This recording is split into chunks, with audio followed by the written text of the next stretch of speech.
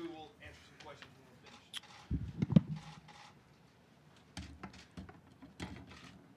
I want everybody to know how proud we are to be up here with Tua today, and certainly thank you all for coming, showing interest in Tua and, our program here at Alabama. Tua has probably had as much of an impact on our program here as any player that we've ever had. And I'm not just talking about as a football player. He's got great character. He's a great leader. He's done a wonderful job in the classroom. There's a spirit about him that has impacted myself and everybody around him in a very, very positive way. He's had great accomplishments on the field, but you probably don't really fully understand the significance of the contributions that he's made off the field with his teammates and the people who are around him every day. An unbelievable positive spirit. He's helped us, continue the streak to 9 of 11 win seasons. He's won a national championship here with his performance. He's won an SEC championship, and he's also helped us to extend the streak of being in the top 10 to 12 seasons. And I don't think his contribution is not appreciated because it's been outstanding. He's on course to graduate. I think he needs like 17 credits or something like that to graduate. I don't think he's ever been in my office one time the whole time he's been here for anything but something that's positive in terms of helping him or, helping the rest of our program. I know this has been a very difficult decision for him and his family. Our role in that is not to make a decision, but only to provide all the information that we can, whether it's physical, medical, spiritual, in every way that we can, to help any of our players, make their decision. And I know some of the guys have announced on social media what they're going to do. There'll probably be a couple other announcements forthcoming, but I think it's fitting that a guy that has had such an impact, on our program, on college football, that we have a press conference here today. And with that, I'll turn it over to Tua, and he can announce his decision. Thank you.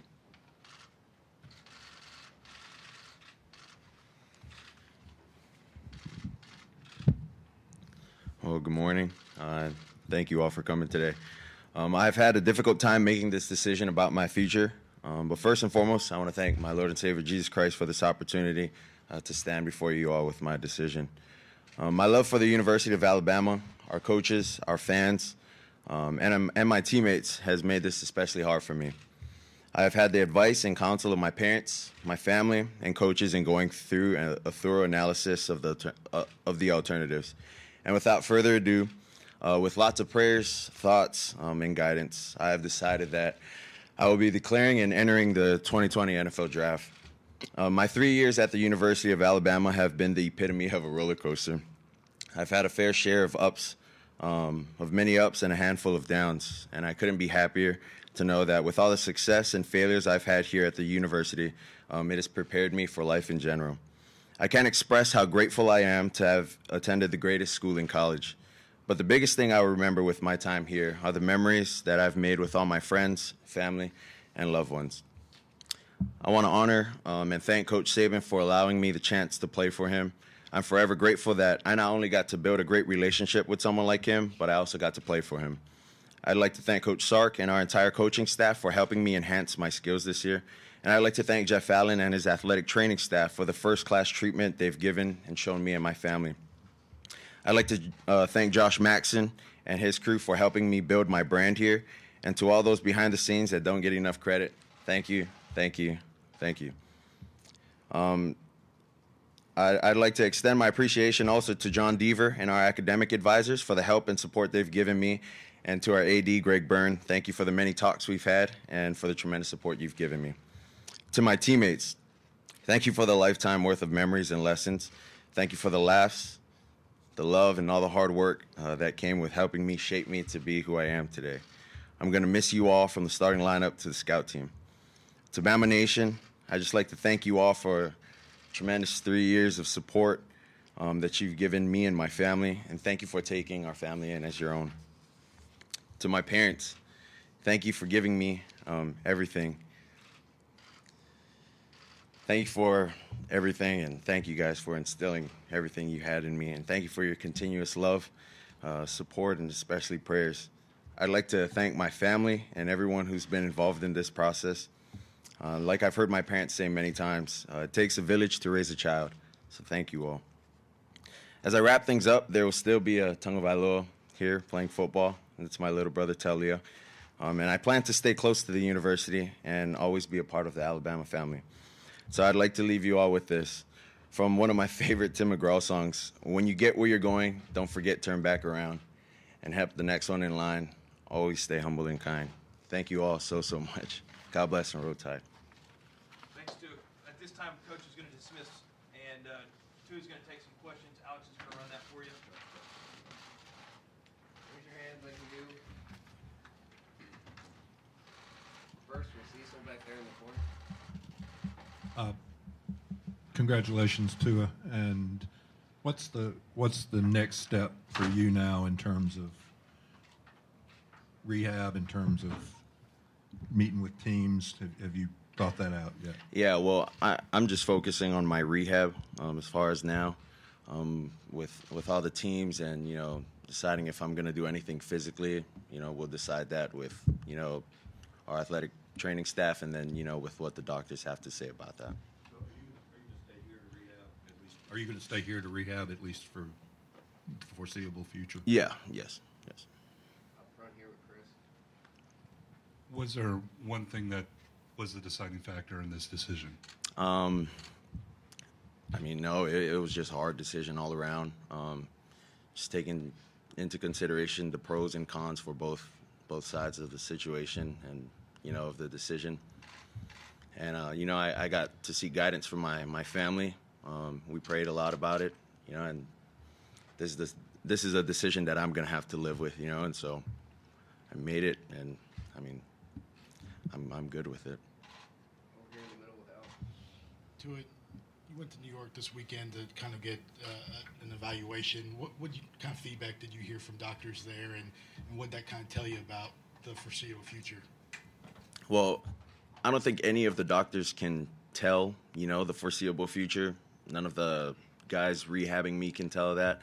From what they've seen, in New York, everything looks good, but you can't really tell until the 3-month mark or the 4-month mark, So that's the gauge on all of that. We're on the left with John. Another feedback question. What did you hear from NFL types, NFL teams, executives, scouts, whatever, about, because it's kind of a unique situation to be in? Yeah, it's a unique situation for sure. With my hip, a lot of the guys, the general managers, the owners that I've got to talk to, kind of said the same thing. They kind of look at this injury as like a knee injury almost, although it's not. In a way that, okay, are we going to take a chance on this guy, or would he be able to, possibly do a pro day before the draft and whatnot? And really the biggest thing they want to do is just see that we can, move, and we can just be back to how we were playing prior to the injury. We're on the side with Tony. How much, if at all, did you get to talk to the fellow juniors in your class, and what did you say to them? Yeah, we all got to talk. A lot of their decisions were based off, whether they played good in this past game or not. But we all pretty much knew what everyone was going to do, kind of prior to the game, but it wasn't set. And they don't. A lot of guys in my class, we don't have to share any of that information, But a lot of them have made their decisions pretty clear, up to this point. So. In the middle with Michael. Now that you're leaving, what are your thoughts on the quarterback competition that'll be coming in the fall? Yeah, it'll be good. I'm looking forward to it. They got another guy coming in, Bryce Young. You know, he looked really good at his All-American game. I mean, if you love competition, you know, now's the best time for it, you know, for Mac Jones, for my little brother, and for that Bryce Young, the incoming freshman. So, Tua, you talked about the decision and the announcement, but now this is where you motivate, you challenge yourself, you test your heart. How gratifying is it now to be on your shoulders to make or break the next step? well, you know, these kind of things don't really take the doctors. They don't really take myself. It pretty much boils down to one thing, and I think that's faith. You know, it boils down to that. And coming from a family that has a lot of it, you know, I'm definitely willing to take that challenge. Back here with Chase. Tua, was the supplemental draft in the summer part of your consideration process? No, it wasn't. It wasn't.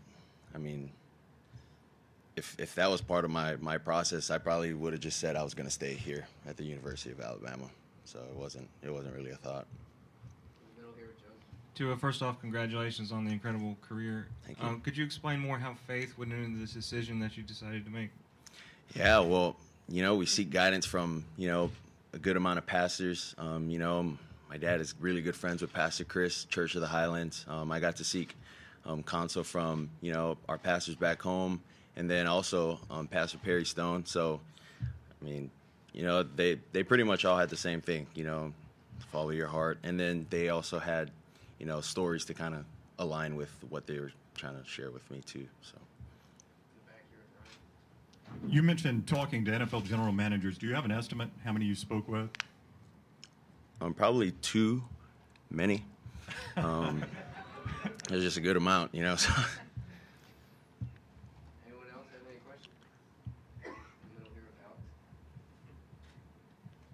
You mentioned about how difficult this decision was. Mm-hmm. Just how late in this process were you kind of going back and forth, and was there like a day, whether it was last Friday after the doctor visit or what, that you decided you made this decision final? Yeah, it was a really hard decision. I mean, you know, going through my rehab and then, you know, with my parents, talking to my parents about it. I mean, it's been tough. You know, I have been going back and forth, you know, because, I mean, some things make sense, some others don't. I mean, I just had to factor in a lot of things, you know, as to why I should either stay or why I should leave. But, I mean, we set a date just so we could kind of get everything over with, and we're not, you know, continue to play the, okay, you know, but if I do stay, you know, this could happen. But if I do go, this could happen. So now that it's done, I mean, don't got to worry about it too much anymore. Over here with John.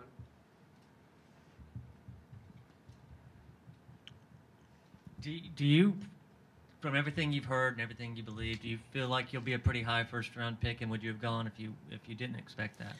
Yeah, I don't think I can tell you that. I don't think any of the teams can tell you that. You know, it really depends on, you know, how the doctors report goes, you know, with my MRI, my x-rays at the 3-month mark. But then again, I think, you know, what factors into this decision too was, you know, our faith. And I mean, it's a leap of it. And you follow up, you mentioned this is a roller coaster ride for a young guy from Hawaii to come in and kind of accomplish what you did at Alabama. How would you describe that and just the transition you had culturally, football-wise, everything becoming such a big name? Yeah, well, culturally, it was different, you know. Like I said, probably my freshman year and my sophomore year, you know, culturally, they just fry everything over here, you know. So it's like it's different. You know, I'd say it's been a roller coaster because I've got to see the spectrum of both sides, having a lot of success, you know, winning a national championship, losing a national championship, going through adversity, you know, coming back from it, continuing to go through it. So it's just been, you know, a mixture of emotions. But, I mean, you know, for me, I think coming to a place like this has helped me, has helped set me up to be in the best position to become successful later in life too. All right, two more. Chris Walsh and then Michael. Just to follow up on that, how are you emotionally right now? I mean, are you happy, overwhelmed, scared? Yeah, I don't know how I feel right now. I'm content with the decision that I've made. It's more so what's next. That's kind of what I'm thinking of, like what's next with this process. All right, Matt, over here. Two quick questions for you. So first of all, how much did you meet with Coach Saban over the course of the last couple of days here? Yeah, I met with him a lot, probably 5 times, within this past week. So it's been pretty good.